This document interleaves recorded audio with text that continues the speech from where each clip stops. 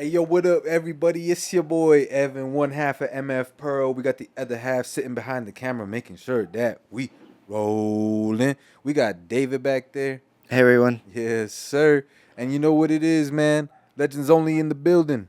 Every Wednesday, Volume 2, live at MFHQ.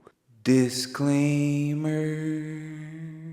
Live at MFHQ is in fact not recorded live. It's actually a pre-recorded program. This episode contains sexually explicit content, so feel free to do what you wish with that information. If you could be so kind of like, follow, and subscribe from me. We go very long. New episodes every Wednesday. Now back to the show. Yes, sir. You know what it is. I see David smiling. I never look at David when I'm recording.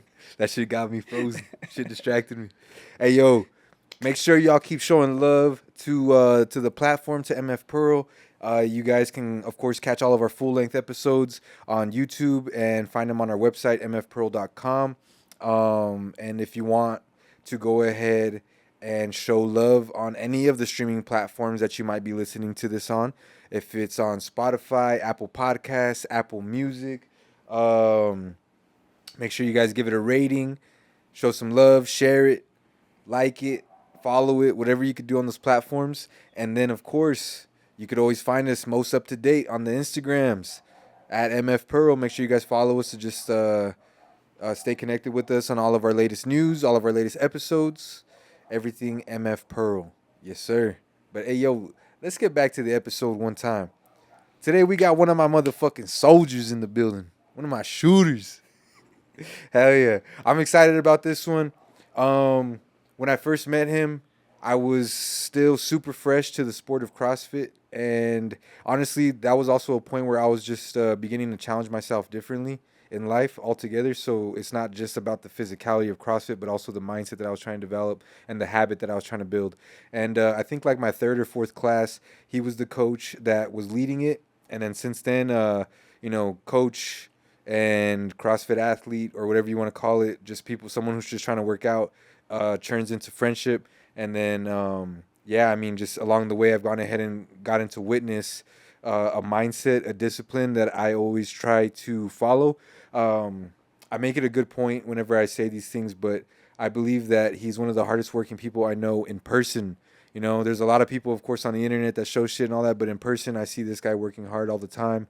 And I see that there is an ability to read, digest, take in information and like new ideas and apply them to your life through him. And I want to go and see and digest and pick his brain to see if there's any ways that we could learn how to apply that to ourselves as well. But hey, yo, you can find him coaching at the Pack. You know what it is. Without further ado, ladies and gentlemen, we welcome my dog, Josh SIFUENTES, in the building. Yes, sir. Yes, sir. Oh, man, what an intro, man. I appreciate you. Yeah. Can you pass me my phone real quick, brother? My bad. Dude, how you doing, bro? Doing good, man. I'm happy to be here, bro. Yeah? Yeah. When you asked me, what was it, like 3 weeks ago? Yeah. I was like, hell yeah. Like, it's been a long time coming, especially the conversations that we've had in the past. Yeah. I feel like it's always been in passing. Yeah. So I feel like this is like the first legit time we get to like sit, no time constraints, and just be able to. A little bit, huh? Yeah, every time I feel like we just got out the gym. Or we just like got to the gym and then we have to get straight into a workout. So there's a lot of times where we feel like there's a lot of room left on the table for a lot more conversation. Right. Yeah, absolutely there. Yeah. So thanks for having me, man. Cheers. Cheers up right here. Cheers to the boy David. David. Yes, Cheers, you guys. Yes, Thanks sir. for making the time. Of course, bro. Appreciate you guys. That blackberry though. that's a real that's like my real first try. I tried it right now, but it was a little small sip. Yeah. That's my real first honest try of it. It's dangerous. That's some tasty stuff. Today we're sipping on some blackberry whiskey. I'm not gonna say the brand name though. Get that sponsorship first. Yeah. Get that cut. Yeah, I need that check. First. Josh, for the people, dog, can you go ahead and just kind of help people understand? I don't want to just sum it up to the coach at the Pack. Right. So, like, what do you feel is your role there? You know, of course, but at the same time, how do you define the mission that you're accomplishing through? Oh through your man. work? As far as just the pack, bro, like I feel like just the space in general. I tell people this all the time. where it's like you could go work out anywhere. Yeah. You go get your heart rate. You go outside. You could run. You could do stuff like that. But I feel like the mission more than anything is just build a community Yeah. where people could come in, feel safe, Mm-hmm. all fitness levels. So there's no judgment. Yeah. Like everybody encourages everybody. So just as far as the mission is, I think just helping people dig a little bit deeper. As far as like my experience with fitness, I could see what it's done, like the layers it's peeled back. Yeah. So I feel with that, Mm-hmm. it's kind of getting people to understand themselves a little bit more. Yeah. And kind of like see what they're further capable of doing. So and not again like not even just in fitness, but I feel like it translates into everyday life. Mm-hmm. So. On is the pack the first time that you've coached, or you've coached elsewhere as well? At an actual gym, yeah. Yeah. Yeah. You've done personal training too. Yeah. I've done personal training. The thing that I was doing mostly was like online training. Mm-hmm. Once like Instagram and everything started popping off. Yeah. But this is my first like actual in-person coach role in a group setting like that. So. Where does this begin? Where are you in life when you're finding out like you're so involved in fitness, you're so conscious about health and wellness that you feel like the next step is just to go ahead and provide it as a service? What point is this in life? Oh man, this dates back when I was young, bro. Like We got time. Let's talk. young, bro. Yeah. So with me, it may not seem like it now. Like I've definitely evolved a lot over the years. Yeah. But growing up, dude, I was hothead, Yeah. like angry, like I don't know for what reason, Yeah. but I just had a short temper, and I feel like a lot of it stems to the competitive aspect Yeah. of playing sports. You know, like I started playing basketball when I was like 5, Yeah. and they had me playing against 7, 8, 9-year-olds. Yeah. So I think just the drive, competitive aggressiveness, and I think also I was one of the younger kids or cousins actually in like our generation. Yeah. So I used to get, I don't know, kind of just like picked on. You know, you got the little cousin, all the older cousins that kind of just like push you around and stuff. So I think that was what kind of like started that aspect of it. Mm-hmm. So, yeah, bro, like angry ass little kid. I'd get upset. I feel you, bro. It got to a point where I punched holes in all my closet doors, so they fucking took them out from how destroyed they were. And our house was cinder block, so I tried punching the wall once, and nope. You ever break your hand out that shit? Not as a kid, bro, but when I was it probably like my junior year. Yeah. You know the padding behind the right under the basketball goal. Yeah. Like up against the wall. Yeah. Open gym. I don't even know why the fuck. I don't know what happened. We were probably losing or something. Mm-hmm. But I got pissed, bro, and I punched through. Like I punched the padding, but it's not that thick. So I had I had a boxer's fracture in my right hand. Man. Yeah. Does your hand just get fat? Like just super swollen? Yeah, bro, it was swollen. And the athletic trainer, he's like, "Nah, you're good. Like, just ice it. It's just swollen. It's just whatever. Like, it's not. There's no fracture. There's no break, no nothing." Yeah.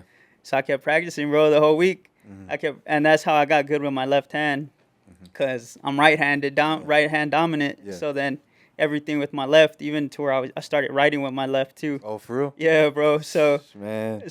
yeah, I had a boxer's fracture. Yeah. But yeah, bro. When they took the doors out of my room when I was little, I was like, yo, well, I'm not gonna be punching no cinder block wall again, you know. Yeah. So in my room, dude, I just started doing push-ups, doing like sit-ups. Man. I started doing box jumps on my dresser. Yeah. So little things like that, bro. You would think I was like locked up or something. Yeah, dude. That's some prison workouts. for Yeah, real. bro. So that's how it happened, or how it started, kind of just as an outlet. Yeah. Yeah, and then I guess also just being one of the smaller kids on the teams all the time. Yeah. It was just like I'm not gonna have anybody outworking me. I'm not gonna have anybody push me around. So I'm trying to be the strongest out there. Yeah. So it was cool how it just went from like a release to being able to do it for other people. Because I know other people are looking for the release too. So Yeah. that's how it started, bro. Yeah. Way back in the sandbox. Man, dude, yeah, I used to be mad too, but I wasn't like punching holes or even doing push-ups. I was just like yelling on Xbox Live. You know, just cussing other kids out across the world, man. I don't think I channeled it properly. But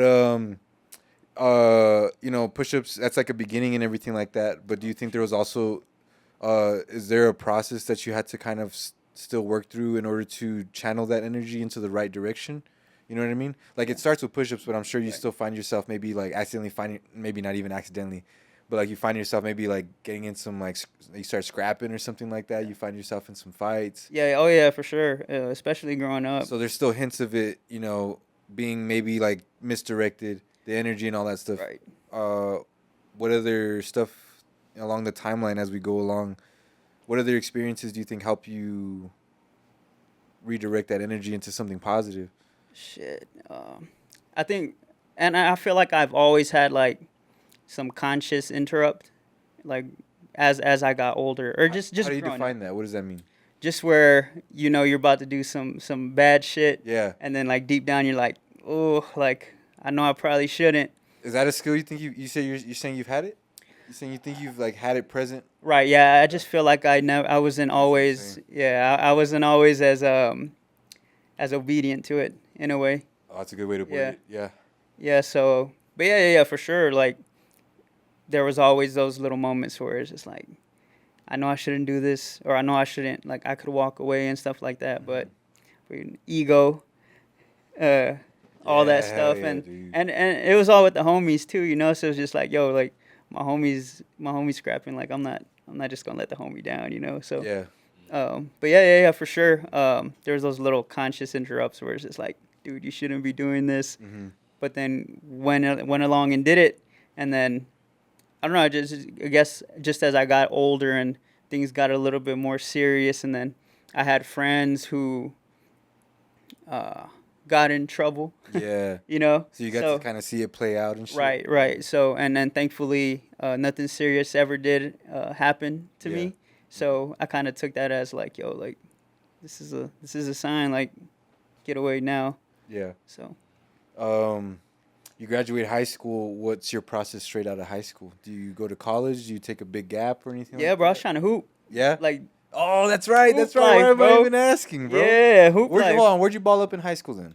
So I went for a year and a half to Santa Teresa, Okay. but then I got in trouble, Okay. bro. Like got in trouble. So my Yeah. parents moved me to Canutio. Allen Iverson type shit. Yep. So you go to Caratio after that. Yeah, I graduated from Canutio. Right. Sophomore through senior year. Yeah, so like half of my sophomore year through my senior year. Yeah, so I was there for like 2.5 years. And then you get to play ball in college. Yeah, bro. And I think a lot of that was just persistence because I wasn't the most skilled. Mm-hmm. Physically, I wasn't like, you know, like the biggest or the strongest. Motherfuckers wouldn't outwork me though. Yeah. But bro, I don't know. It's just like one of those things where you're so committed to it, where it's like I'm gonna do this, and that's it. Like there's no kind of like a burning the boats type deal. Mm-hmm. So I was like, yo, this is what I want to do, and I'm not gonna stop until I get an opportunity. So bro, like as soon as my my senior year was over, like my senior season, no offers, no nothing, bro. I didn't do anything special. Like we went to by district, but I didn't play like a huge role in it. Kind of more like not like a star player, but like role. Around what years is this? I graduated 2010. Okay. So this is probably like. Damn, that's right. Yeah, right before I came bro. in, bro. We could have balled up. But yeah, bro, just message like, no lie, probably over 100 coaches, bro. Like 100 different You had schools. to put those work in. Yeah, bro. Like, I must have sent like over 100 emails, bro. Are you sending in like highlight reel, like videos or anything? I had nothing, bro. Okay. I had nothing. Just I guess I just like the determination. Yeah. That was it. I didn't have no. What does the email look like? Like, what are you telling them? Pretty much, from what I could remember, dog, I was just like, yo, this is my name. This is the high school I went to or that I'm going to. Pretty much I want to hoop. Yeah. Like, I'm not, and I was dead honest, bro. It was like, I mean, they had max prep, so you could look Yeah. up stats and shit like that. Yeah. So I just said, like, give me an opportunity, pretty much. Just give me an opportunity, Hell yeah. and no one will outwork me. Yeah. And That's what's up. I had a couple coaches here like message back, but out of, I would say, let's say 100, like maybe 3. So 97 no's. And just went with it, bro. Freshman year, went to this school called Shriner University in Kerrville. That's where Johnny Football is from. Oh yeah. Yeah. So my freshman year was my freshman year in college was his senior year at Tyvee, in high school. Okay. So it was cool. Like the city was hype, bro. Oh yeah, I Yeah. bet. Hell yeah, dude. Yeah, That so- guy changed the university he was at. I can imagine the high school. Yeah, it was nuts. But yeah, just went there, hooped, and then just along the way learned a lot of shit. Yeah. Yeah. What's that experience like? Being on your own and getting to play a sport in college and all that. It was. You say you learned a lot of stuff. Like, what? Let's go into detail about it if we can. Yeah. So, I had, I think, just like in retrospect, it's like I had no business being alone like that, you know? Like, and even though, like here, when I was growing up, Yeah. I think it got to a point where I was just reckless. So my parents were kind of just like, we're not even going to try and like punish you anymore. Just go out and do your thing. And again, thankfully nothing serious happened to me. For sure. But, oh, bro, going out of town, especially like so close, it's like a drive from here to Cruces. Yeah. That's how close I was to San Antonio. Okay. Yeah, so There's a lot to do there. yeah, bro, tons. And just being in a small town like that, bro, and like different people, like different cultures. People coming in from like Houston, from Dallas, like all East Texas, Louisiana, stuff like that. I know it was kind of just like off the porch type thing, you know? Yeah. So I think probably one of the biggest things that I learned, my Shock. yeah. Oh, this is so much. And I wouldn't even think it was like a shock, bro. It was just kind of like, oh damn, like There's a lot to dip my hands into. right. Yeah. So there's just so much going on, and I feel like mean, that's how it was with college too, man. Low key. you were in the frat, no? Yeah, I was in 3. Still am. Shit's for life, dog. For life. For life, not 4 years. Hell no. Yeah. No, but even then, just like the first couple of years, I didn't join anything. Like the first couple of years were like that. Like that's that freedom of like, hey, no one's telling me to go to school. And this whole time going through grade school, my parents were pretty good with making sure I, was just on point. Yeah. They weren't like, strict or anything. They weren't sucking the fun out of like life. Yeah. But they did make sure that they raised me to go ahead and like go to school. You know what I mean? So here I am in college and stuff, and then I have this freedom. Like they're at work. I don't go to school till like 10 instead of 7 a.m. now. So it's like no one's watching me. So a lot of the time, it's not so much that I would skip school, but like I was going straight to class and then dipping. I wasn't staying on university and really embracing being a student. So the moment I was out of school, I wasn't doing jack shit. I wasn't studying, nothing. I was fucking around all the time. And so like those first couple of years, I felt like I really fell behind because of that. And I was like, fuck, man, I got to catch up now. And then like ironically enough, joining the fraternities is what put me onto the path of like just getting my grades back up and everything. I wasn't failing, but I wasn't getting the grades I needed for my scholarship. Yeah. It's like I lost the scholarship That's dope, immediately. bro. It's like, no, it's not dope. No. I'm talking about like I guess like the structure or like direction that it kind of like gave you. Oh, dude, yeah. Honestly, how do you feel? This is a great segue. Like, how do you feel? This is just a complete turning point. Yeah, we're good. But like, when it comes to stuff that happens in life, do you try to embrace the idea that it was meant to happen? I'm not here today if this stuff doesn't happen. Because a lot of me is just like, well, fuck, if I didn't fumble that bag, I wouldn't be this hungry for a bag today. Right. I probably would be in some job all comfortable or something like that. Upset because I'm doing the same thing every day. Yeah. How do you feel about the idea of regrets and mistakes? Bro, that's tough. And it's crazy that you asked that because I was actually thinking about that earlier. Yeah. Where it's just like, I feel like everybody kind of has that constant thought of like, damn, if I wouldn't have fucked up here, oh, if I wouldn't have fucked up there. So I think in a sense, it's like, it's cool to be able to look back and be like, yo, like,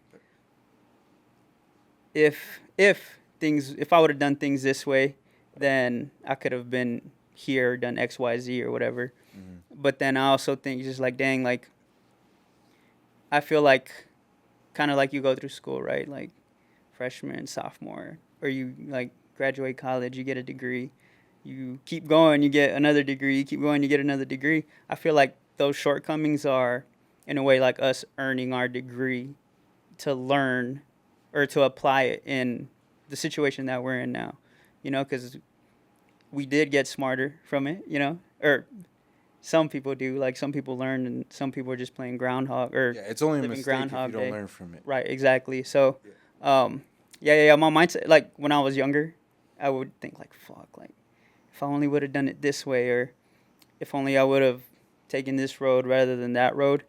But then I look at life now, bro, and like life's good, you know? Yeah. Like life's dope. Like, Yeah. so as far as like regrets, like damn, I wish I would have.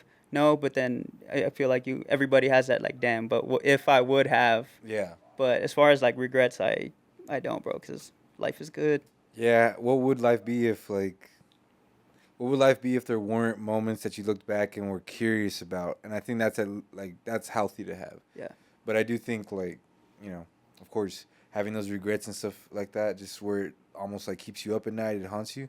That's just it ends up weighing you down. Yeah. That's common sense, of course, but at the same time, I think when you're so busy living life and you have so much on your plate, you don't even realize, like, the stuff you think about, the stuff you worry about can weigh you down. Like, Right. a lot of the time, we might be so busy that we don't realize the effects of a thought. Right. It's not a material thing. Mm-hmm. It's not like money, even though money's also kind of just like an imaginary Yeah. thing, but it's still there. There's dollars, there's coins and stuff like that. There's debit cards. You know what I mean? It's here, it's in person. It feels like there is actual consequences. Yeah. In a busy life, I feel like sometimes we forget that like thoughts have consequences, Yeah. like in the long term. And Yeah. so, like living with regret, I think it's super easy to do by accident. Yeah. Oh, absolutely. And I think bro. I had been for a long time. Like, I think it's really easy to do, of course, when you're not where you want to be, Yeah. or when you can't see that you're on the trajectory. Right. Because right now, I wouldn't say that I'm where I want to be, but I would say that I'm on like the best trajectory I've ever been on. Right. And that's what keeps me like in check. Yeah. And I feel like Trajectory is so important, dude. super important, bro. And they say you ever heard Earl Nightingale?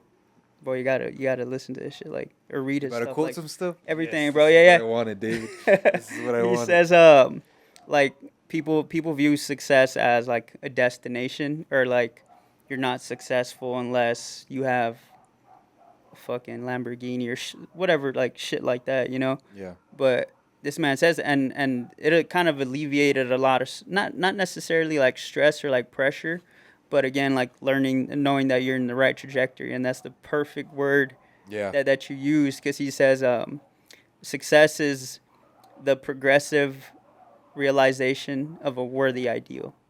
So like, you're on the way there. You might not be there just yet, but just the fact that you're on the way and you're on the road, like, you're successful, because there's so many people.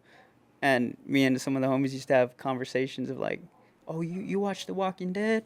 You're like, yeah, like you could look outside and see The Walking Dead every single day, because there's so many people living with no purpose, and then that's not to like downplay it, Yeah, you know? I feel you. But there's so many people kind of just drifting. Yeah, there's a difference between a 9 to 5 and living purposeless. Right. You can still be completely intentional with life, with having a routine job and all that stuff. I Yep. get what you're trying to say. Yeah. Because it's easy to mistake, like, did you say, and I'm not trying to like downplay it, because it's easy to like mistake the two. Yeah. Okay, yeah, okay, cool. I'm glad that we're on the same page with that, because, yeah, I mean, like I told you, or like we were talking about right now, like I had just picked up a job, but at the same time, I've never felt more on point, because like it feels like it's meant, like I'm meant to be in that role right Yeah. now. You know what I mean? So I've been looking at it really differently. Yeah. And then just what I was saying right now about how valuable or detrimental thoughts can be. Mhm. Like my mind frame about that right now is so positive, and it's been really carrying me like Yeah. through this what can be seen as like a grind moment. Yeah. You know what I mean? Because I mean, nobody wants to work or whatever the case may be, but right now I'm like, dude, I'm kind of in the most situated position. I feel like I can actually strategize life right now, Yeah. rather than feeling like I have no resources to plan. Right. That's one Yeah. of the scariest feelings in life when I can't plan. I don't have the resources to plan. I don't like that. And I've been in that for a lot of my adulthood, and I don't like it. And I feel like now I'm comfortable. Yeah. And then and just to touch on, like you said, mindset, like your mindset on your situation now.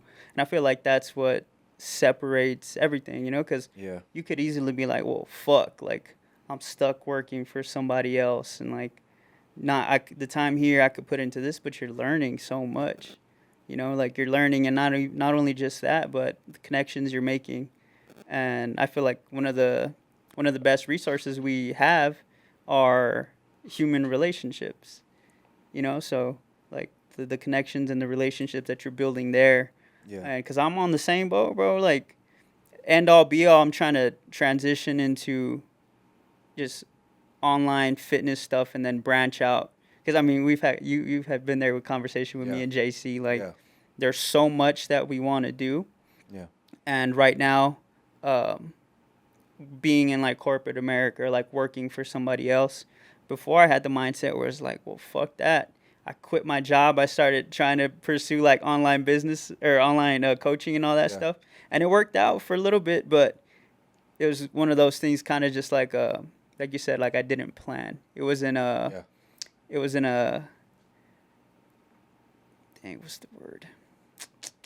It wasn't thought out. It was just like on a whim, Mm-hmm. and I paid for it.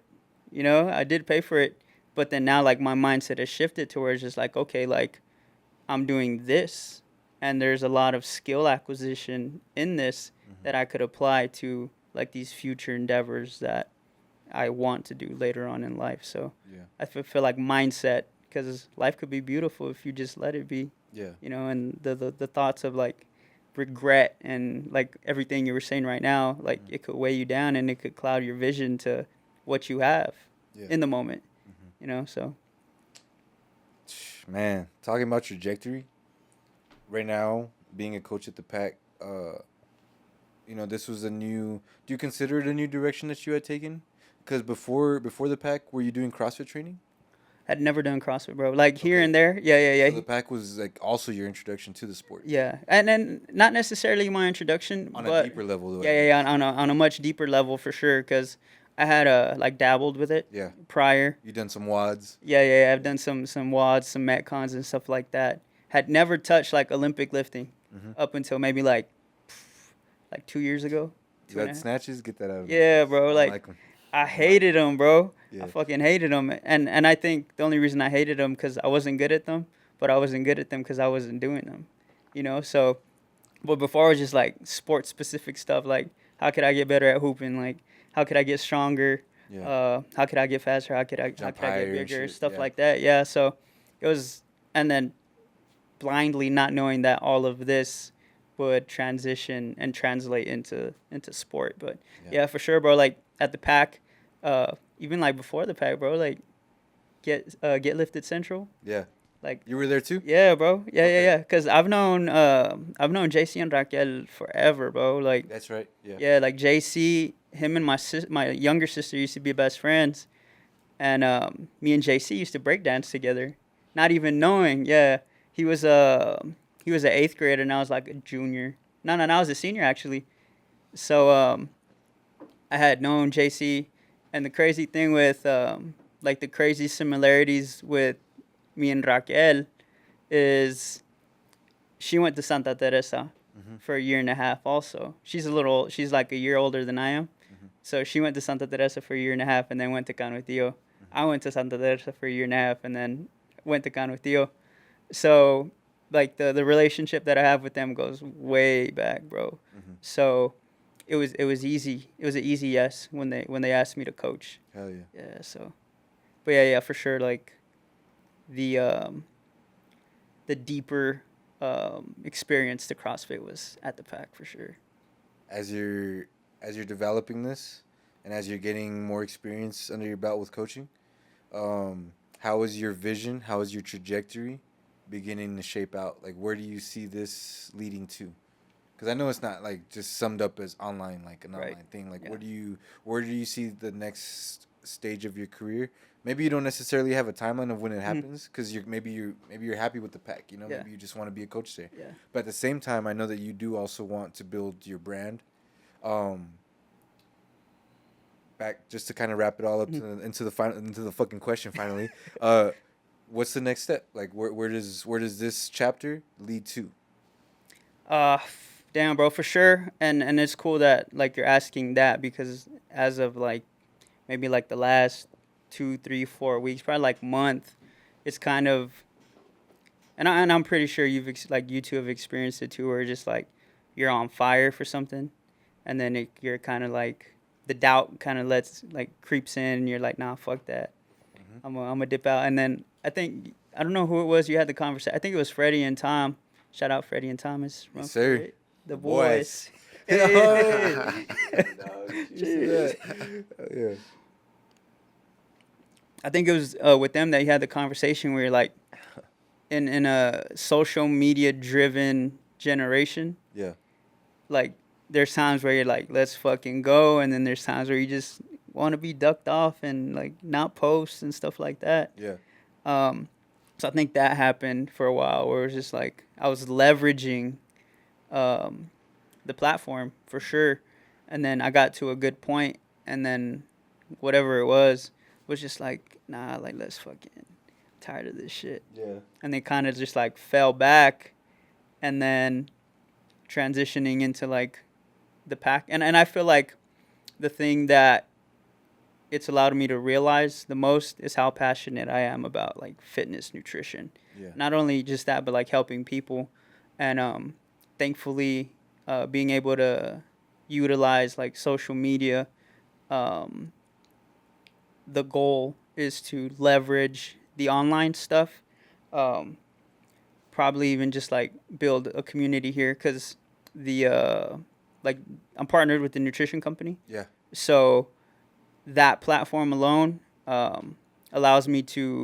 gives me a reach in multiple different ways, to where it's just like, okay, cool, like I'm going to help you with your fitness, I'm going to help you with your nutrition, but at the same time I get to build an organization where it's just like, yo, like all the mindset things, like all the books that I've read, like things that I've experienced in my own life, like I get to pour into these people through that. So I think it does stem beyond fitness, but that's just like the gate, like the bridge, the connecting bridge to leveraging the platform and the brand. And ultimately, and I tell Raquel this all the time, it's just like, yo, I love the pack. Yeah. I fucking love the pack, bro. Yeah, it's a good gym. It's a good the people, and I think also just the relationship that I have with Steve and Raquel, where it's just like I want the best for the gym, even though it's not mine. Yeah. You know, like I want the best for it. To where it's just like, yo, if I could leverage my brand, grow that, and then be in a financial position to like, yo, let's just build a state-of-the-art facility here rather than having to rent and like all that shit, you know, and everything that comes with it. So I think just to tie it all in, like the goal is to build a brand, like the Fit Coach Fuent brand, I guess you could say, to a point where I could put like the homies and everybody else in positions to grow and expand as well. So I hope that answered your question. I know there's a lot of moving parts to that. Nah, dude, that's what we want. Imagine we wanted like one sentence answers. That'd be crazy. Nah, yo, fuck everyone who doubted me. What is that?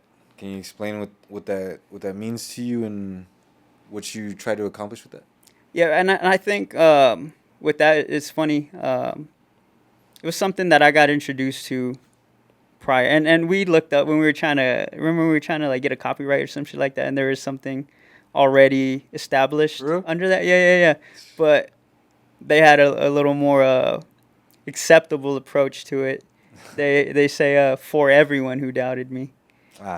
But I switched it up a long time ago for fuck everyone who doubted me. Yeah. And you've seen The Last Dance, right? I know you've seen The Last Dance. Yeah. How Michael Jordan would like make shit up in his head. Yeah. Where he's like, at least it helped me, and people might not be doubting me, and people might believe in me, but in my head, that's what fuels me in a way. Yeah. Mm-hmm. So, but I mean, there's always doubters. So Yeah. Do you ever feel yourself included? Sometimes for when you sure. put yourself in question, Oh, when you yeah, start yeah. looking in the mirror and you like you said, when the social media era and all that stuff, or that like doubt had creeped in. Right.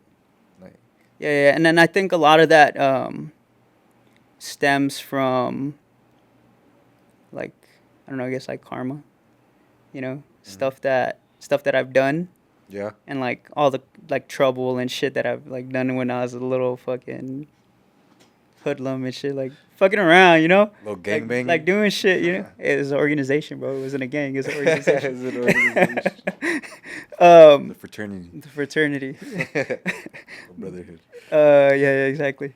I think a lot of that would stem from kind of like, damn, like, motherfucker, you don't deserve this type of stuff when you're used to do this type of stuff. Yeah. Or even like, I guess kind of like survivor's guilt in a way Okay, where yeah. like all the homies, not all of them, but a lot of the homies are like, In their fucking mess. yeah, in their mess. And like, thankfully I was kind of, me and a few other ones were kind of like guided in a better way, or cards played, or fate, or whatever you want to call it. Yeah. Led us to where we're at right now. They were just like, yo. But I think for sure, like, the doubt stems from stuff like that. Mm-hmm. Or even like the fear of success and the responsibility that comes with it has been the biggest hindrance in it. But then now I think about it and just like, yo, like, why not? Yeah. You know? Do you still are you still trying to drive that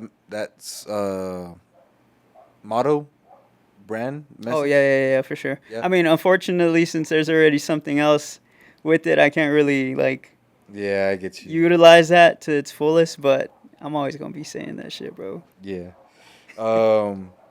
When it comes to the books, have you always been a reader? And then how did you pick up the habit? Because I know there's a lot of people who want to, but they just can't fucking figure it out. Yeah. So like, what are some of the things, not just with books, but how do you go about habit building, like, just in general? I think as far as developing the habit, I was just hungry for change. Okay. You know, like, so I was when just, it gets boring, how did you overcome that then? I don't.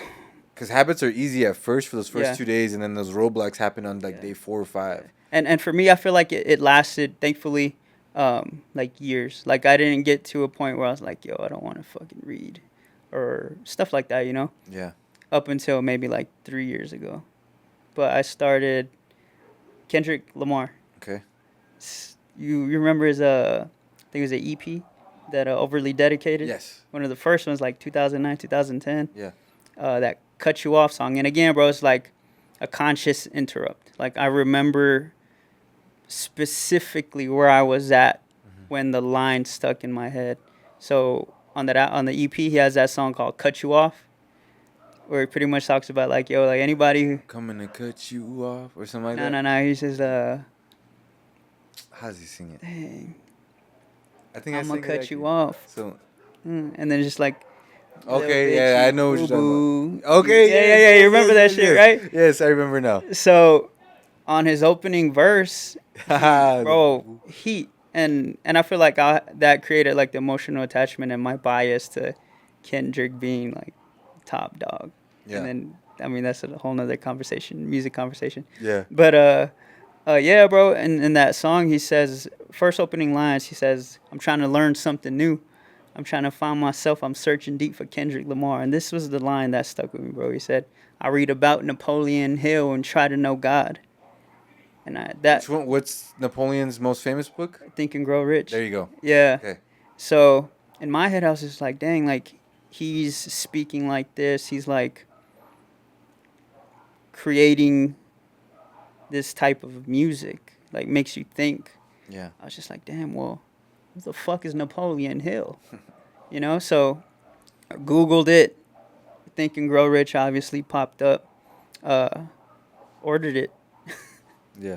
And that was it, bro. I remember I used to drive a Mustang, like the one that you had. Yeah. I used to drive a Mustang, bro. I was right on the exit, the Trans Mountain exit, Trans Mountain and I-10.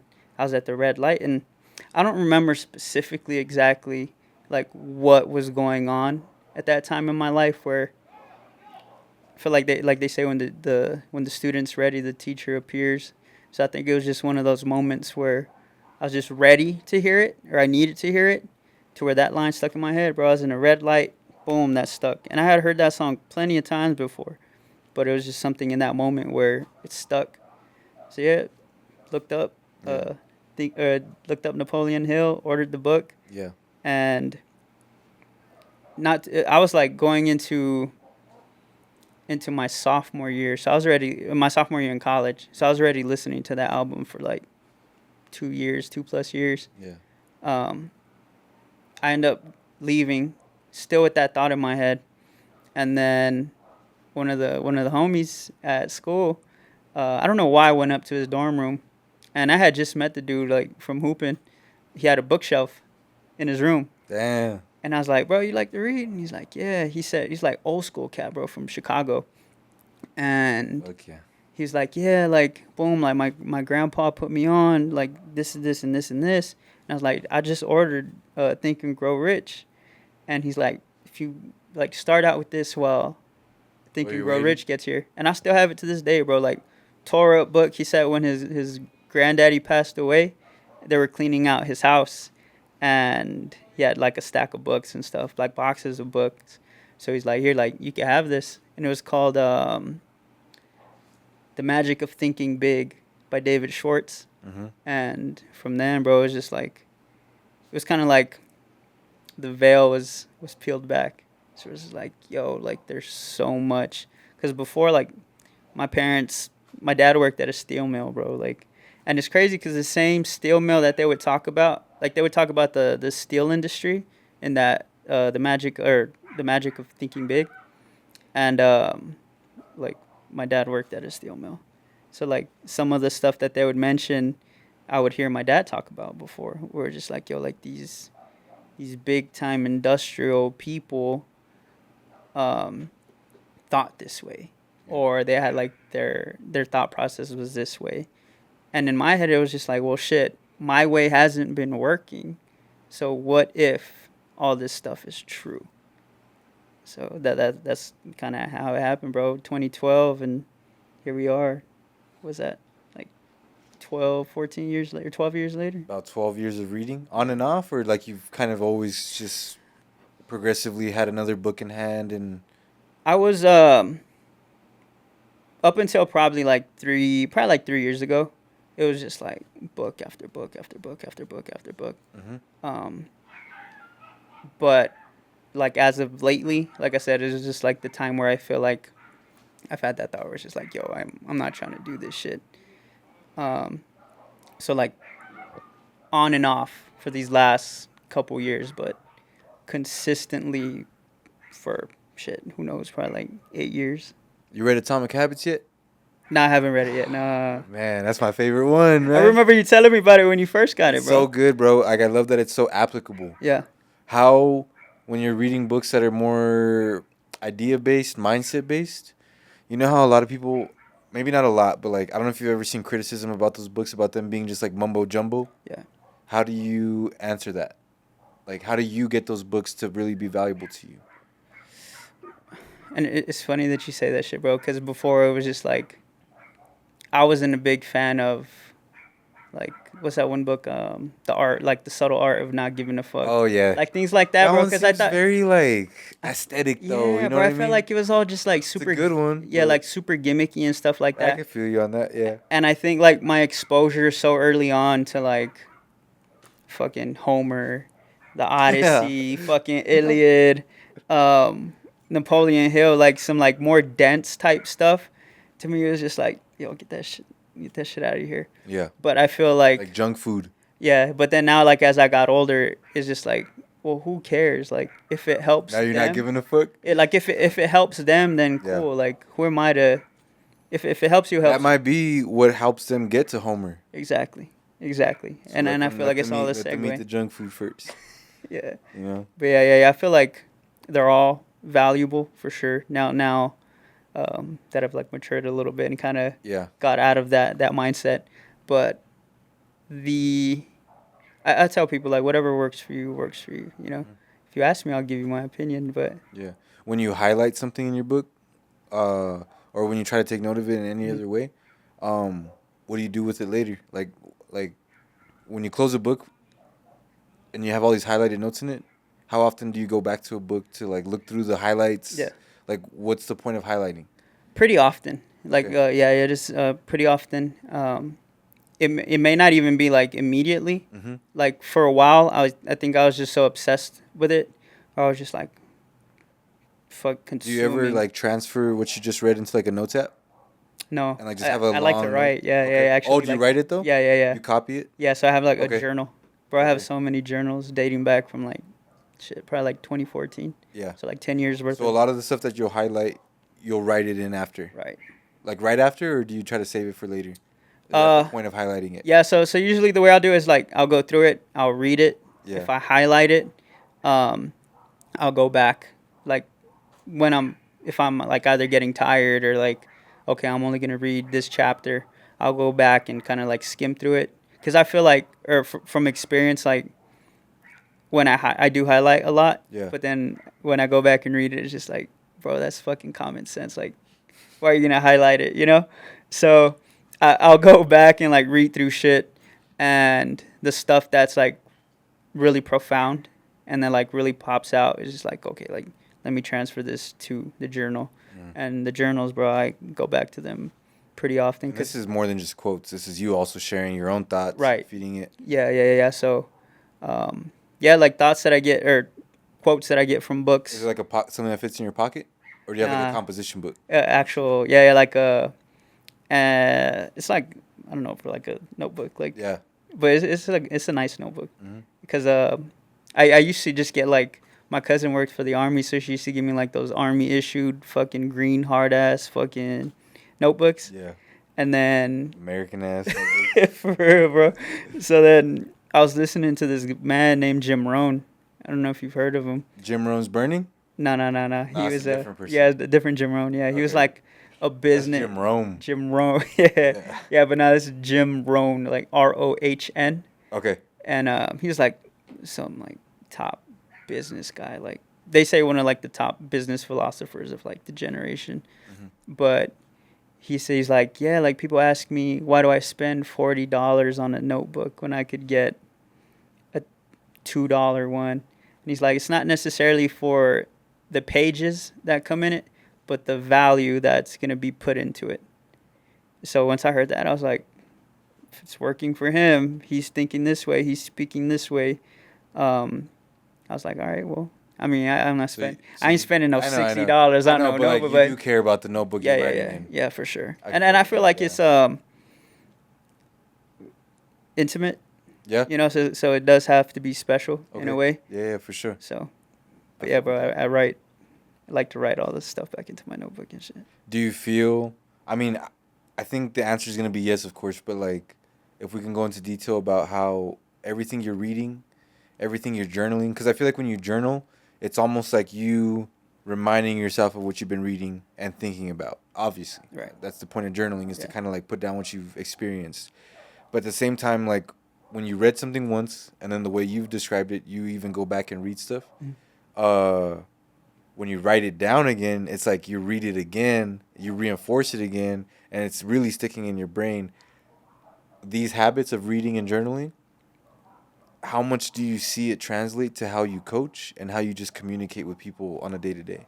Oh, I feel like tremendously, Do bro. you find yourself quoting people often, or does it not really come out in that fashion? Yeah, it doesn't come out in that fashion. I don't think it's mainly like the quote itself, but the message Uh-huh. behind it. Yeah. So it may not be like word for word or verbatim and stuff like that, but in some way. And I feel like the person that I'm talking to also has a strong influence on Yeah. how the message is delivered. Mhm. Because with JC, I could be like, hey, motherfucker, like, let's go. Like, go harder. Don't be a bitch. Like, Yeah. shit like that, you know? Yeah. And then there's some people who don't respond well to that stuff, you can't say that too where you much. got to be like, yes, you're doing good, Yeah. like good job. So yeah, so like word for word, stuff that I read and things like that, they won't really come out like that, but the message is portrayed in some way or form. Do you think reading it and then writing it helps you like strip it down to its basic principle? That way, when by the time you're communicating it, you're already translating it in the way you know how. Yeah, and that's what I'll try to do too. Is like I won't copy the quote like word for word or the line word for word. I'll write it in a way that I understand it best, Yeah. and then I'll put it like that. I mean, sometimes the way it comes out, the delivery is different, but the underlining meaning is always there for sure. But writing it, I think it helps me register it subconsciously. Yeah. We're just like, yo, this is important. Yeah. So for sure. You know how you were telling me right now about how reading, you try to just tell people whatever works for you. I want to like put that on a bigger scale. Journaling. It's easy to say, or not even journaling. Let's scale it up even more. Doing stuff that helps you find peace. Somebody could easily be like, "Oh, well, whatever works for you." Do you think journaling is one of those things that you really think everyone should do? You get what I'm saying? Like, Yeah. You know how there's like some of those habits that you think, "Oh, dude, everyone just did this." Like, if Yeah. everyone just went on a walk every day Right. in the sun to get that sunlight, Yeah. that'd be great. Like, it would almost objectively be good for everybody, except for somebody who might have like a skin condition or something. The very rare few. Yeah, but like it'd Yeah. have to be such a deliberate, on the nose thing Right, that's yeah. working against them in that situation. Do you consider journaling and reading Mhm.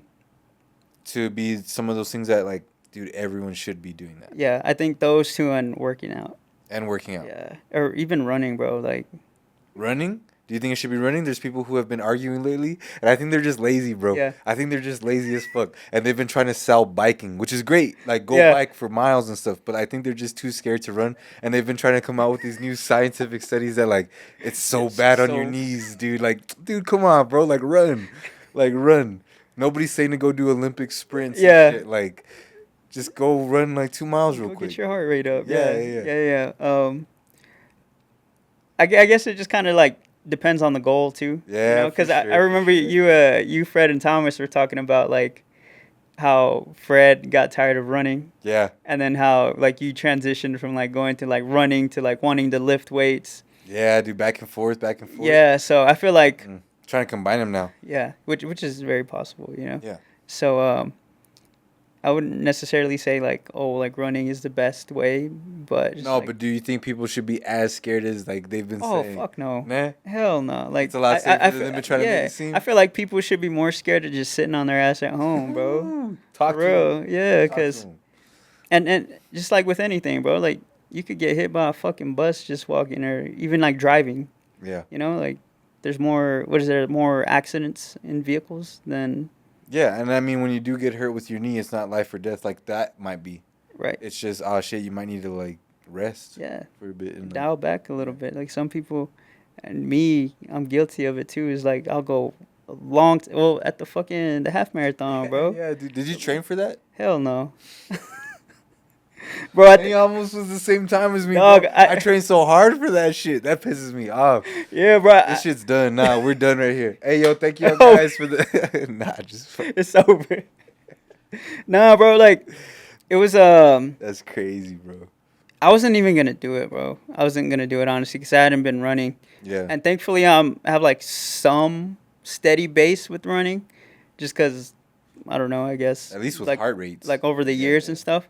So, Denise, she goes to the 4 o'clock class. Shout out Denise. She was like, "Hey, like we're gonna do the half marathon. Do it with us." And they had never done it. And then Thomas was the ringleader, bro. He was like, "Hey." I don't know how it happened, but she's like, "Yeah, Thomas said for us to do the run. So like me, Lauren are gonna do the run, and like some other people are gonna do the run." So I told Layla, I was like, "Yo, like, let's do the half marathon." And she's a runner, bro. Like she could. You saw her splits, Layla. Yeah. You saw her stupid splits, bro. So Yeah, she beat me. she beat me too. So it was probably like 2 months in advance, and we were probably like 3-4 months in advance. But we ran like I know for sure I only ran maybe like 3 times. And the longest distance was maybe 5-6 miles. And then 10K. and then to fucking top it all off, bro, I had pulled my fucking calf like 2 weeks prior to the run. That's why that shit fucking popped at mile 10. It did? Yeah, bro. Did you finish it out? Yeah. Oh, damn. That shit was hurting the whole way through. I can't say I had a calf muscle pop, but at mile 10, I was in some hell too. But my shit was different. Mine was just like, and I designed a whole playlist, and the song that came up was supposed to be there to like revitalize me during this dark moment, and it didn't do its You job. planned it all out to Yeah. mile 10. I'm going to be on this No, I song. had a perfectly timed playlist. Oh. My whole goal for that half was just to run it under 2 hours. Yeah. Like 159 type shit. And I had a playlist that was 2 hours and 1 minute. And so like by mile 10, I was like, the song came out and I was like, oh, here we go. And then I just couldn't keep going. I was just like, oh my God, like What's happening? this is a wall, dude. And then my dumb ass at like mile 11 and a half or 12, like I was like, I need to stop. I just need to stop, but I need an excuse to stop. And I just started thinking, I was like, I gotta pee. So I saw a restroom, and it was the worst mistake I could have done. Stopping whatever momentum I had just built for 12 miles Yup. to stop. Like, my legs and everything just felt it all rushed down, and I was like, oh, this was the worst thing I could have done.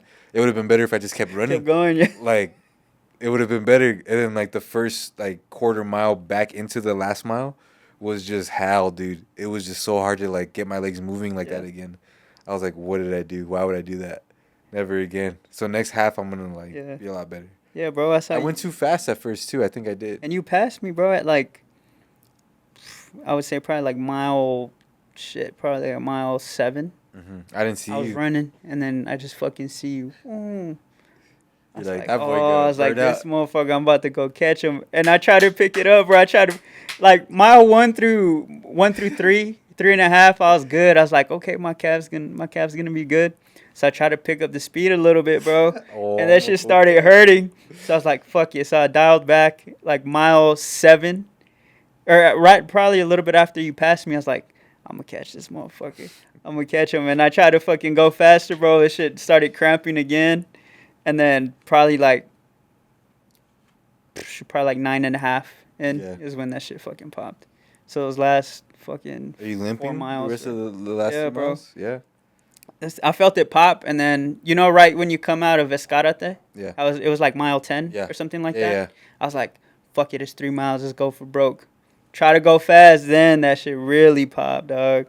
So I was like, nope, there goes my sub 2 hour. And I had never ran an official half marathon like that. Yeah. I'd ran the distance before, but not a organized one like that. That's how I was too. Yeah, that was the first time I ran it as a official race. Yeah. First time I ran it, I was super hungover and I was with David, and my time was like 3 hours and 50 minutes. 3 hours and 50 minutes, dude. Are you shitting me? No. The second time I ran it by myself, and that was the worst thing. I don't know what was worse, because there was something about knowing David was ahead of me on that first one. But there was something about this one where I was like, I'm just running 13 miles by myself. What kind of psycho am I? Like, I don't got shit going for me in life right now. Like, this is all I got to do. I was like outside of an organized event, just on your own? Yeah, I was just by myself. I was in the groove of running, like, big time. Yeah. But I beat my time, 2 hours, like 50 minutes. Shattered it by like an hour. And then here, I had actually prepared with it alongside someone, like my boy Stevan, like almost the whole way. Prepared with him almost the whole way. After, like, about once January came in, I started running every day.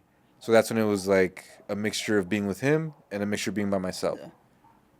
But I was just like, I can do this in under 2 hours. I started obsessing over the pacing and everything, and then eventually I was like, oh yeah. And then mile 7, mile 8, I was like, okay, we're right on time. We're ahead of time right now. But I think I had gone too fast. I think I could have paced it way better. Yeah. So I was just like, but at the end of the day, bro, that was a physical feat of. That's how good I was doing because of I knew I was like, even if I pee right now, I'm still gonna get my time. So like I was like, all right, we're good. That's why I did it. If I was fucking almost on the edge, dude, I probably would have been like, I can't pee. I can't. I gotta do it. Gotta keep going. But dude, I was so tired, and that's where like people start to show up more because they're trying to show like really cheer on people. Yeah. And I'm like, this is not good. I don't want people to see me in my worst state. Bro, I was dying with in the little Barbie, over here, like that fucking Barbie area. Yeah, dude, my face is just like I look like I'm about to throw up and pass out and pale, probably. Like, nah, dude. That shit got dark. Yeah, dude, it really did. But I'm glad I did that because honestly, everything since then physically has been easy. But that's not always good. I need that new What's darkness. the next I one? need Yeah. that marathon. But also big lifts. I'm trying to get big lifts right now with Stevan. Yeah. Every morning we go work out, and so I want to spend the next portion of this just going back and forth with you Let's do it. and getting essentially a free consultation.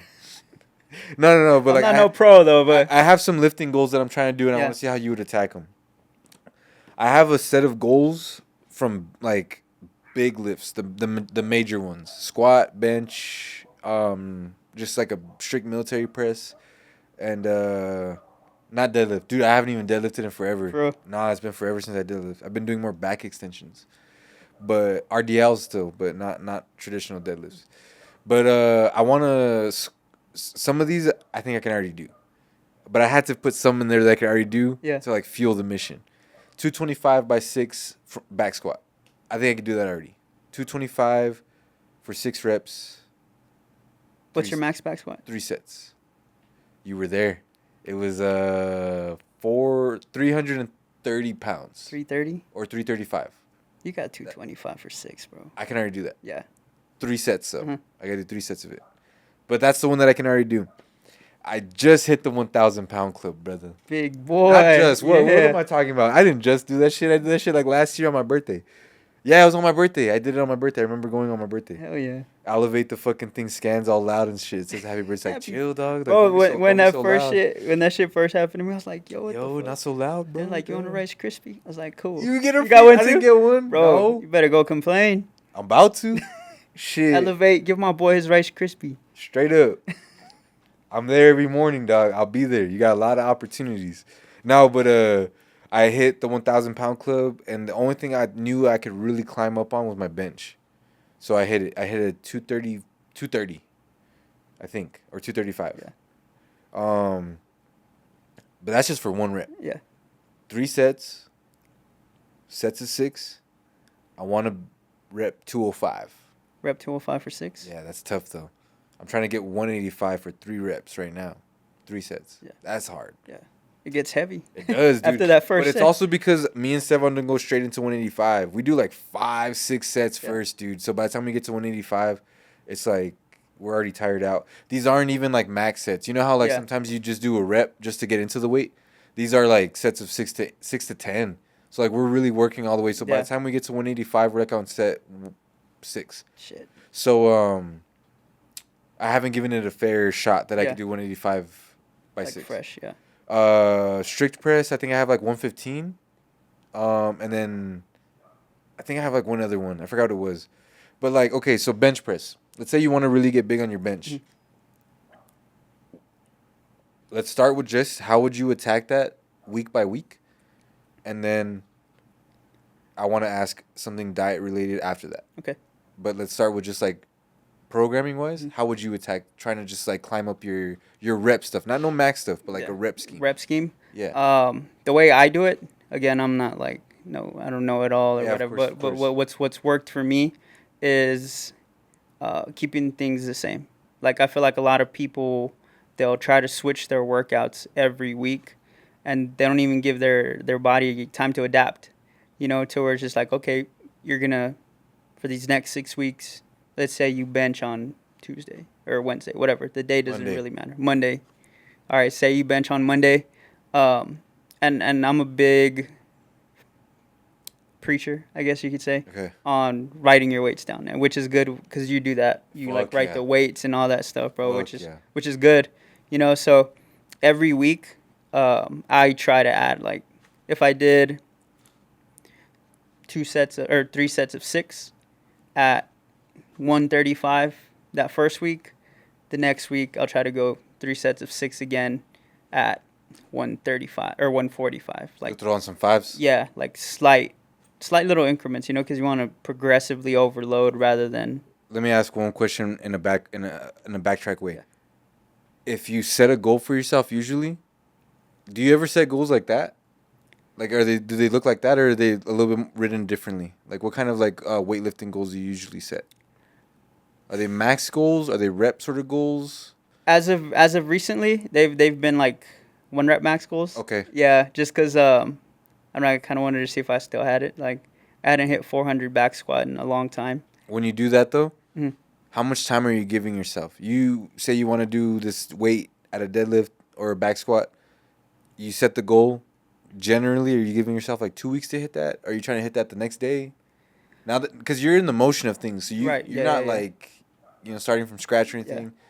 What are the timelines? What do your timelines usually look like? I won't really give myself a timeline. I think now with like how you said, like I'm in the motion of things and I've been doing this shit forever. Yeah. I usually go based off of how I feel. Yeah. So if I'm feeling good that day and it wasn't supposed to be a max day, but the weight's moving, then I go ahead and try it. Yeah. But for like people who aren't really like there just yet or have like that strong of a base, like Yeah, you're not going 5 days a week. and right, shit. yeah. And I feel like that's where people go wrong is they'll like train very very intensely, but then they're not eating enough to Feel it. fuel it and to recover. So it would just depend on like what your work days look or like what your days look like what you eat. When you okay, like so that, then yeah. when you say it depends, like that day I'm feeling right, Mhm. is it also do you usually credit a lot of that to I ate fucking good today, like are you like is that usually Yeah. I the think one of the there's biggest factors? a lot of components. I'm not trying to like be stupidly curious about whether or not diet's important to lifting, Yeah. but I'm trying to say like are some of your biggest lifting days usually days where you're like, ooh, For sure, my bro. diet was on lock, For like sure, not even bro. just today, but like maybe like the last 2 days. Yeah, because I've been fueled. Yeah, because it all I feel, at least for me, the way I experience it is when I am on top of and sleep, bro. Okay. Sleep, like when you check all the boxes, for me is when I notice like, yo, like that shit felt easy. Like when I sleep good, when I'm hydrated, especially now with the heat, bro. Like eat good, sleep good, stay hydrated, is when I personally see like, which I'm pretty sure it's like that for or it could potentially be that way for everybody. Because if you think about it, like you don't put no gas in your car, that motherfucker ain't going nowhere. You know, Let me guess. that fuel, baby. Yeah, I feel you, dude. That's a good way to. It's like a more objective way to put it. Right. You know, cause like you have big lifters, big power lifters who could say they eat junk food all day. Well, it's like, well, yeah, but I mean, you're just doing like power 2 lifts and stuff. Yeah. Let me see you go run a 5K real Go quick. run that 5K, Your heart's probably yeah. gonna stop. Like, I don't Half a know. mile in. Yeah, dude, straight up. So Not like, even probably like a quarter mile in. nah, man. But I've been so obsessed with like hybrid athlete Mhm. shit. I want to be able to lift all that while I'm on the road to 160. Yeah. Dude, I'm 175 right now. 175, Fuck dog. with me, bro. Fuck with me. I started the year off at around 200. That's nice. And then around July 1st Uh-huh. was a Monday, dude. I love that shit. That shit was pretty cool. I love when the year started off on a Yeah. Monday too. Yeah. Oh, that shit's amazing to me. I love the first of a month. I love Mondays, and I love the first of a year. I love new beginnings. Yeah. I always love being able to just like reinvent. It doesn't have to be a whole reinvention all the Mhm. time. It's just like, oh, my fitness might have been out of whack. Okay, January 1st, I'm gonna reinvent that part. Right. Because my financial might have been good, stuff like that. I've asked like a handful of guests about how they feel about resolutions, Mhm. and a lot of them kind of actually shut it down. They say that it's not really important to them. Yeah. But like for me, it's not so much. New Year's resolutions are important to me Mhm. because like Monday resolutions are important to me. Yeah. First of the month resolutions are important to me, bro. Straight up. But 179 on July 1st. Hell yeah. And then I think at the beginning of this week I was like 175 So you trying to get down to 160? by the end of the year. And that's Oh, probably bro. easy. I'll probably Yeah, be hell there yeah. by like fucking September, Yeah. end of September or something. And then I just want to like clean bulk. Yeah. But I just want to be 160 to see how fast I run. That's the thing, You bro. know, I run well, and I ran well at 200 too. And I'm like, dude, imagine you just took off a 40-pound vest of me right now. Like, what would I be doing? Zooming. Straight up, bro. I can't wait. So I'm on that road right now, but I want to keep the strength up. Yeah. So I've been doing creatine, not so much like that. It's gonna be the thing that boosts my strength, but it helps facilitate. Mm-hmm. It helps, for sure. Tell me if I'm wrong. It helps facilitate blood flow, Mhm. and I think it just really it's not that like it does anything, but like it definitely requires you to drink a lot more water. So either mentally or like physical or like placebo effect, Yeah. it helps build that habit too, because you need a lot more water Yeah. when you're on creatine. And one thing that I've noticed when I'm on creatine and when I'm not is like my strength, for sure. Like the weights. I always just joke with fucking Steven, move, and I always dog. tell him I'm gonna go on a loading phase first though. He's like, stop, you don't need no loading phase. Just do the 5 grams a day, motherfucker. I'm like, nope. 15 I grams need for more. the first week. 15 grams for the first week. No. But I wanted to ask because this is a good thing. Like, it's a good segue from a little bit of programming, Yeah. but more into the dieting. Bro, you gotta eat clean and whatnot. But what is your formula, your personal one that helps supplement all of that? Because throughout the day, you know, unless this is what you do for a living, you're an athlete for a living and Yeah. stuff, you can't be so focused on your diet without having to also fulfill a lot of other responsibilities in Right. life. So when it comes to like the formulas and stuff, you know, because Tom sent me a list one time and it was gangster, dude. He gave me like a breakdown of all the vitamins I need Yeah. and everything. What's your game plan look like every day? What you rocking? Shit, I take vitamins 3 times a day, bro. 3 times a Yeah, day? yeah, 3 times a day. Like individually, or do you do multivitamins? What do you do? Take them all together. It's So you yeah, get the individuals? yeah. So I take a multivitamin. Okay. I take this thing. It helps repair like damaged cells, because so with the cells, there's like these little finger-like structures. They're called villi, and that's what pulls in the nutrients. But like over the years of like poor eating, like stress, like pollution and shit like that, those little nubs start to kind of like die down. So you don't get to the cell doesn't pull in as much nutrients. It's like a gas not having as much miles per gallon. Right. From when it first was new. Yeah, exactly. Just like that, bro. Gas. So that vitamin that I take helps repair and pull in more nutrients. Fish oil, take a fish oil, and then I take this other one. It's for recovery. So it has like a bunch of stuff, like a bunch of shit in it. But I take it at night and it helps reduce inflammation and stuff like that. Which once you get older, bro, you start to feel. I thought it was just lying, but now once you do start getting older, I'm like, Yeah. fuck, I can't just jump into a workout Yeah. without warming up like before, you know? Yeah. I realized how little we warm up before a workout, and I noticed it on day one because all of this lifting that I've been doing lately is Yeah. all after the pack. Yeah. So like the pack, they fucking warm you up, bro. You're doing scorpions and shit before you work out. And you know what I really have kept though? Dead hangs. Oh Like, man. grip strength, bro. Man, not only that, I saw a video one time too of like somebody doing a dead hang, Mhm. and you just see throughout the video, right when they started it, they put a line over it, and you can see at the end of the video their spine's like lower after the video. Like decompressed. Yeah, and I'm like, dude, that's so the dead hang is easily the warm up I've kept, because outside of that, when we do legs, I'm ashamed to say all I do is a couple quad stretches. A Here. little bit of like touch my We're toes. good. And then we get into it, bro. We get into it. I am trying to be functional though. Yeah. I'm trying to be functional. Was any of those that you just listed out good for like joints, especially your knees? Yeah, well, they say that like fish oil helps There you with go. all that. Yeah. I was assuming it was that. I just didn't know if I was. Yeah, so fish oil helps with that. I haven't taken it in a while either, but there's tons of stuff that'll help with your joints. What about let's talk about with your partnership, Mhm. Herbalife? Yeah. What supplements of theirs do you take? Is It's were those that, in there? yeah, that's all. That was in it? Everything from them, yeah. They provide the fish oil too? No, yeah, but I mean, they have fish oil, bro. They have like the whole nine, bro. Like literally everything you need, you got. And I mean, I get it from them because I get a discount, so why not? Fuck yeah. You know? Yeah. Man. Let's go back to the programming one time. Word. Because what I've been doing, and I guess it's been working, but I want to hit the bench press 205. But every week, I'm not always bench pressing every chest day. Yeah. Sometimes I'm doing incline, but stupid incline. The way we've been programming the workouts is there's a lot of accessory work surrounded around the meat of the workout.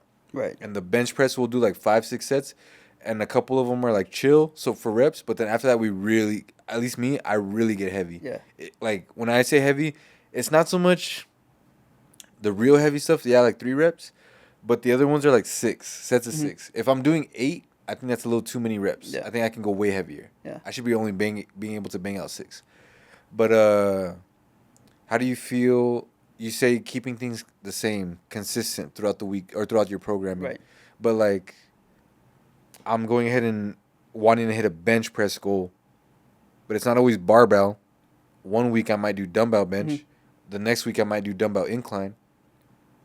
I think I'm wrong there though, because incline and flat bench work out completely different parts of the chest, right? Yeah. Do they? Yeah, just different sections of it. So then, would you say if I'm trying to hit a barbell, or if I'm trying to hit a barbell bench goal, I should be hitting bench every week? You can, yeah. I feel like Would you recommend it? Yeah, I would. So then, okay, I'm Yeah, gonna try it out then. yeah, because I'm in no rush to hit the goal. Yeah. So I have a lot of time to really try out what works for me. yeah, I think you could. Because what'd you say you're at right now? For 6? I don't know. You don't know? I need to try that. Yeah, you could probably do it already, bro. I need to see what a 205. Fuck no. Easy money Hell no. I can't do 185. for 6. Fuck no. I'm trying to do 185 for 3 first.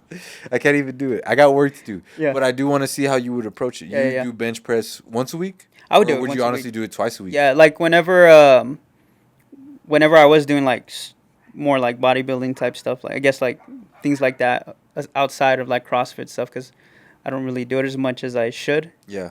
I would for sure use the barbell once a week, and then if I do another chest day, I would do dumbbells. And I think I have a bias, and I feel like full range of motion is super important. Especially with the dumbbells, bro, because like it's offset. So if your left hand is weak, your right hand can't fucking make up for it the way it does on a barbell. So what I've experienced is whenever I do incorporate some dumbbell stuff, it does transition into How well you perform with barbells? right. Yeah, because shit, if you want to get good at running, you gotta go run, bro. If you want to get good at the I like that he's seen one of my maxes. You've seen my squat max. yeah. I like that a lot. And I remember you told me, your core, Evan, tighten that core. You know what I mean? Trying to get me up on that. I think it was 340. I didn't get it. I had to drop the bar. I was scared too. Dropping 340 off your back off a squat is the scariest thing. It feels cool as shit though when you do it, huh? No, You're I was like, oh my God, I fell. Like I fell to my knees after or something like that real quick. I was like, I felt like I was a damsel in distress. But I'm not gonna allow you to use this as an answer. Okay. You can't say keep your core tight. Okay. What is the biggest hack you think you can tell people when it comes to improving their lifting? Because it's not even a hack. It's like you should be doing that. You should be keeping the core tight, engaging the core. But it's one of those things that people sleep on. So I guess a better way for me to word it is, what do you think is the thing you want to wake people up on the most when it comes to lifting in general? Strength training. Maybe not CrossFit, because CrossFit has a lot of different requirements. Yeah. But like strength training. Like physically? Yeah. What do you think is the one thing a lot of people don't do that would really help them elevate a lot of their lifts, get a lot of their strength up? Yeah. You said sleep earlier at one point too. Yeah, You for said sure. People sleep on sleep. Yeah. You know what I mean? But people also sleep on keeping their core tight, or it's really easy to forget when you have a lot of weight on your shoulders. Yeah. Can you give us a third one? And we'll call that the one.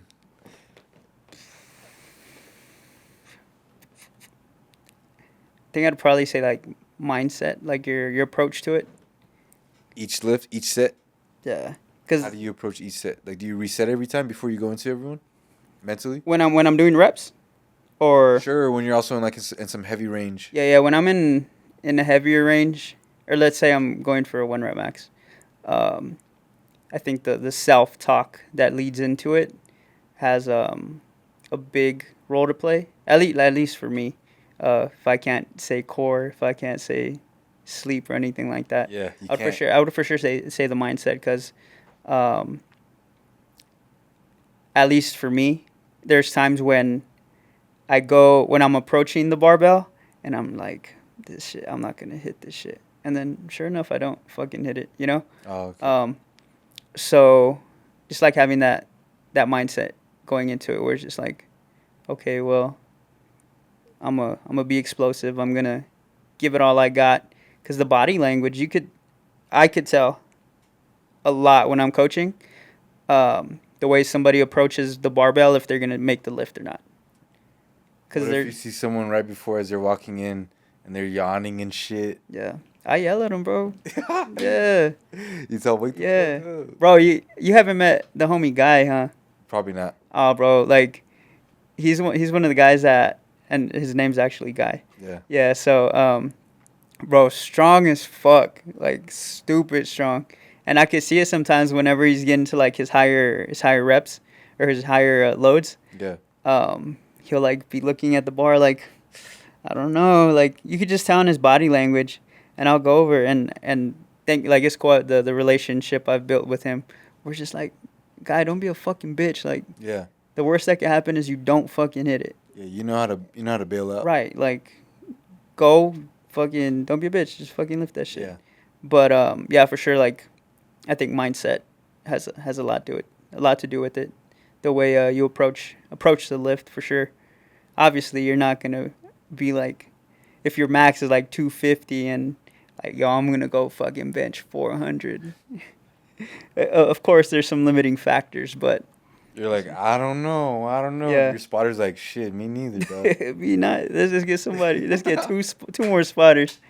Straight Yeah, up. but it kind of makes me think of like, did you ever see that interview with Kobe, where they ask him like, do you ever get scared to miss a shot? And I'm probably gonna like not say it verbatim, but he's like, why would I be afraid of something that hasn't happened yet? You know, so it's just like, Yeah.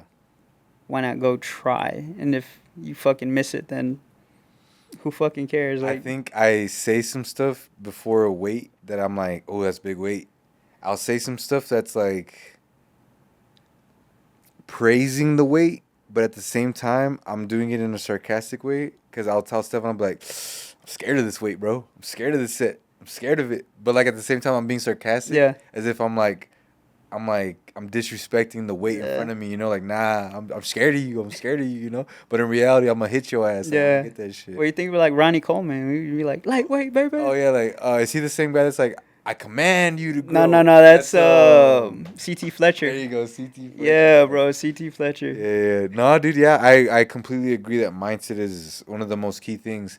Because one of the things that helps me get into mindset is music, and sometimes if I always have my headphones in, but I'm not always playing something. Yeah.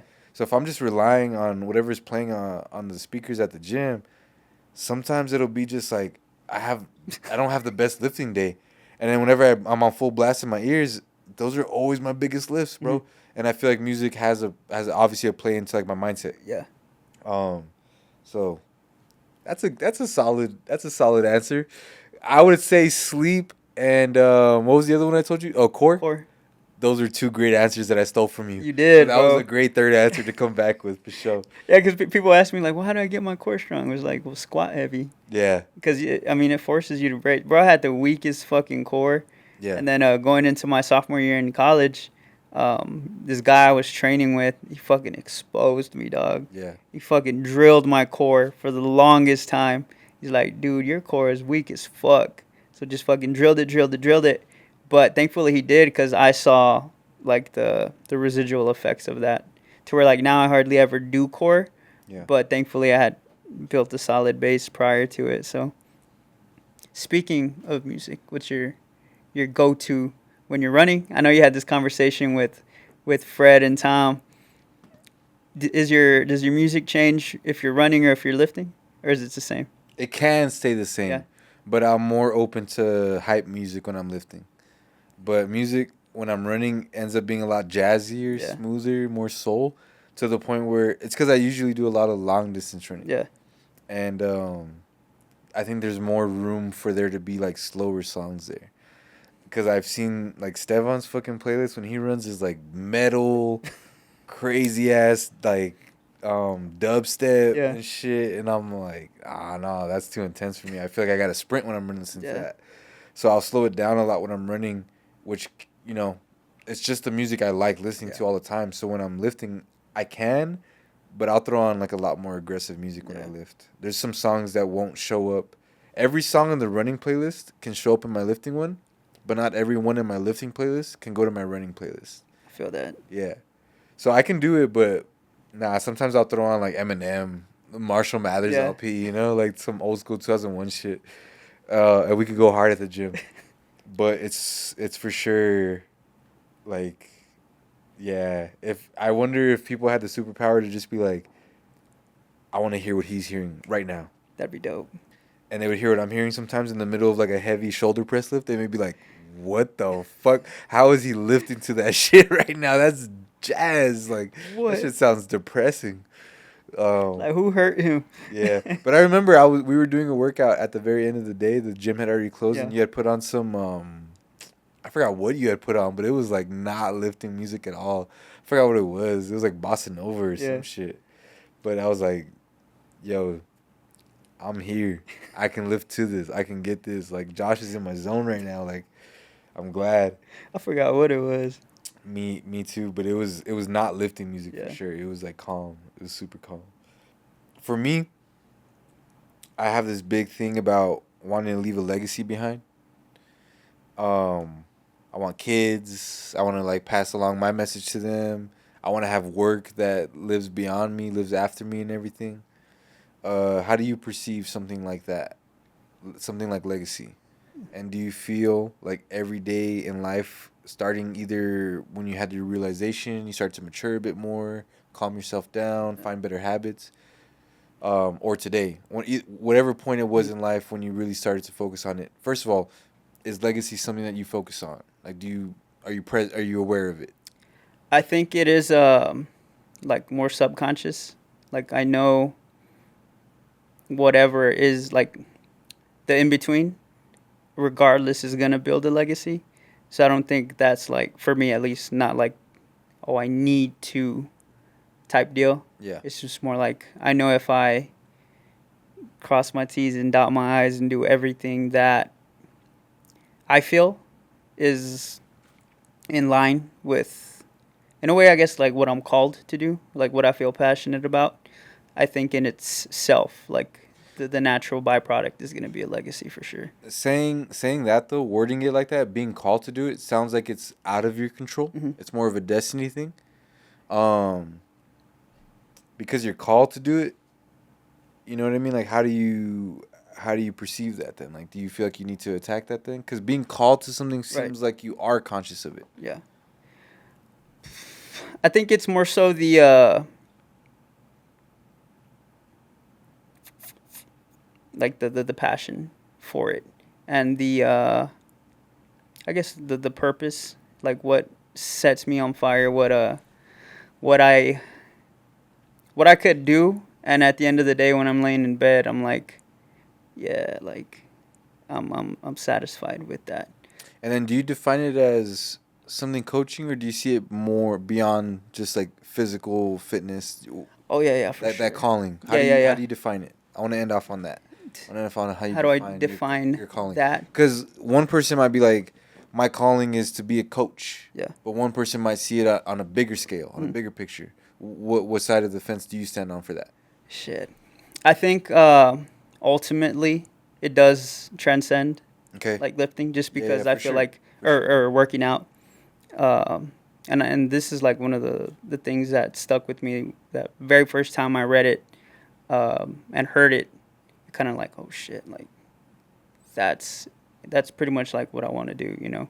Mm-hmm. Pretty much you're saying like, don't just help people with their like fitness, don't just help people make money, don't just help people whatever with their nutrition, like help people with their life. Yeah. You know, so ultimately like fitness, financial, like the mindset stuff all ties into wanting to impact people beyond that, just because of the bridge. Yeah. And I feel like it's so broad in a way that, okay, like you start dialing the discipline of, and I feel like it all starts with what you eat for sure. Because if you could control what you eat, You're like, big on gut health, right? yeah, like if you could control what you eat, you could control every other thing. Because it's like I feel like one of the stronger desires, Yeah. aside from like sex and all that stuff. Oh yeah, dude. It's so easy to like fall into your food cravings. Right. So easy, dude. Right. Bag of chips right there. Yeah. All that shit. Yeah. So I feel like if I could help people conquer that discipline, it's just gonna trickle into everything else. And thankfully, I have, thankfully, social media, the platform, and then the platform that's provided through the partnership with Herbalife, could potentially allow that to be like a country by country, like going to do speaking engagements and stuff like Yeah. that. Again, it's like we're here for the broad scope of fitness and health, but these are the things that come behind it, like your mindset, your discipline, and stuff like that. So Yeah. I think ultimately just help people with their life, whether you see some form of compensation through it or not, because I mean the laws are always in play. You Yeah. know, like the laws of the universe are always in play. Yeah.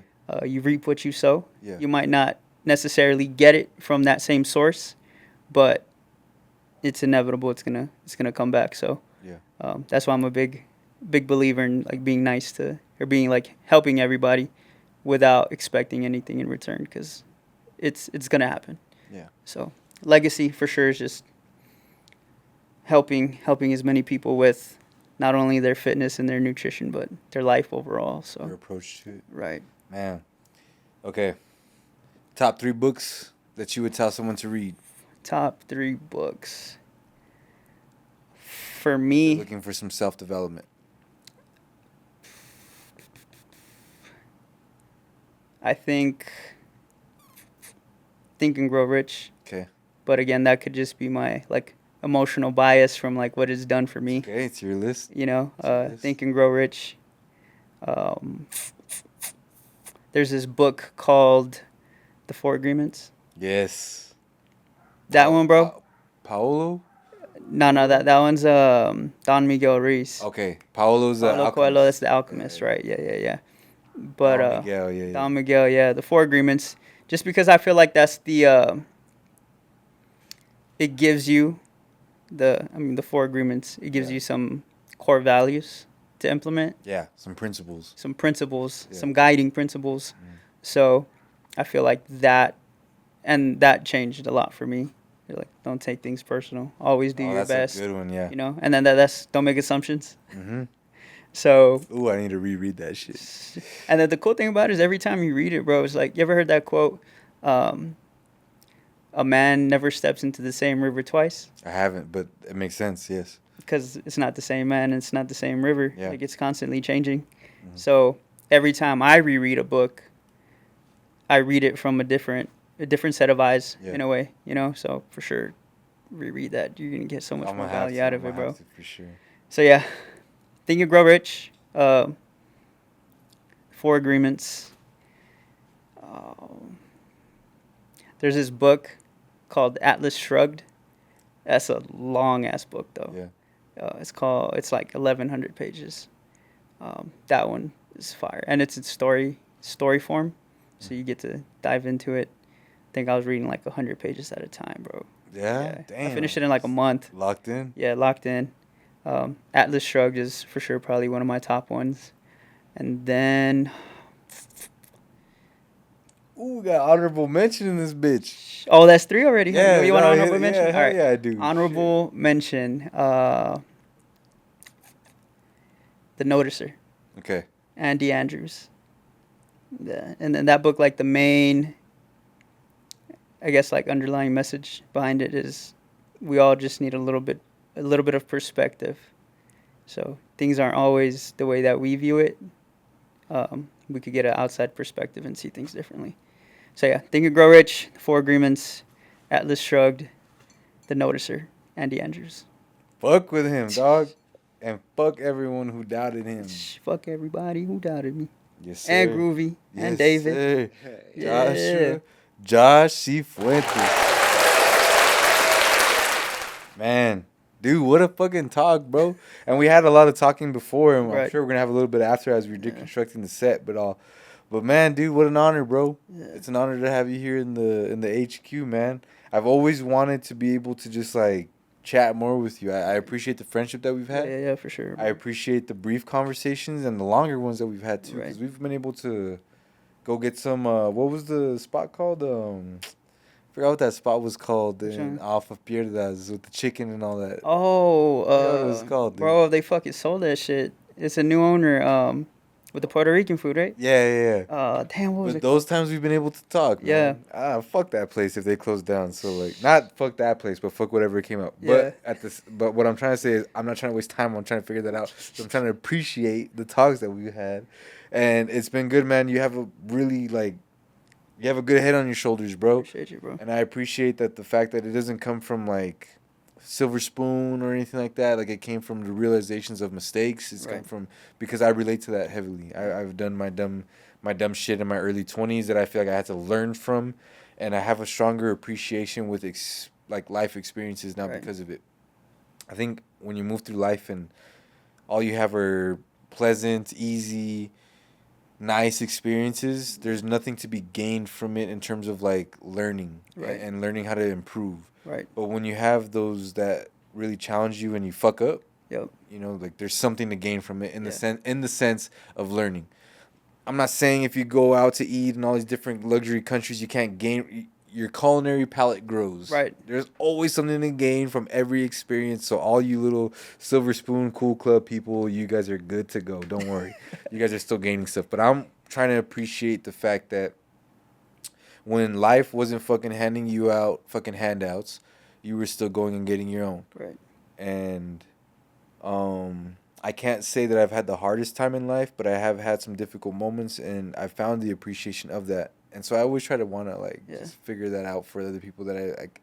Oh man, okay, like I know part of your story. I want to know it all. Yeah. So thank you so much for being open and down and honest enough to be able to share it with us today. Thank you guys, man. When you first told me, hey, you want to be, and it had been a thought, and I think you had mentioned it to Fred and Tom because me and Freddie hooped together. Yeah.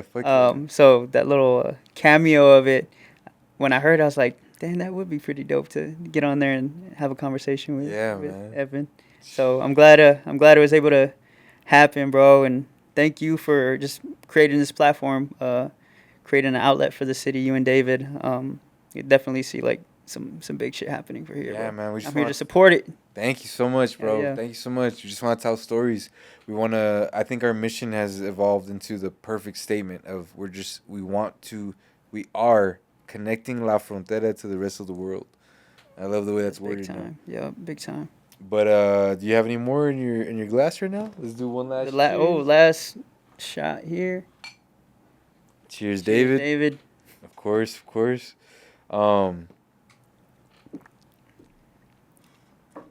Tasty, bro. That's dangerously good. That's what we do here, man. Josh, where can people find you at, brother? Instagram. That's really all I have. Is at FitCoachFuent, FITCOACHFUENT.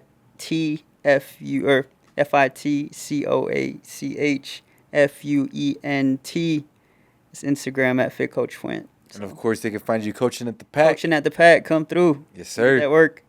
Yes, sir. Talk to him. The pack, Central El Paso, baby. Hey, yo, thank y'all so much for showing love, man. That's what we do over here at the HQ. We have good conversation only. Legends in the building. That's all we do every Wednesday. Make sure y'all keep showing love to all of our platforms. You can find all of our full-length episodes on YouTube and, of course, on our website, mfpearl.com. You can also go ahead and show love to any of the platforms you might be streaming these episodes on, whether it be Spotify, Apple Podcasts, or Amazon Music. Make sure you guys share it, give it a rating, love it, follow it, whatever you guys can do to show love on those platforms. And, of course, stay up to date with all of our most, recent updates, everything that's on the clock, all of our latest news on our Instagram at MFPearl. But until then, You know how we do it over here, boys. Every Wednesday, Legends Only, live at the HQ, MFHQ. Yup.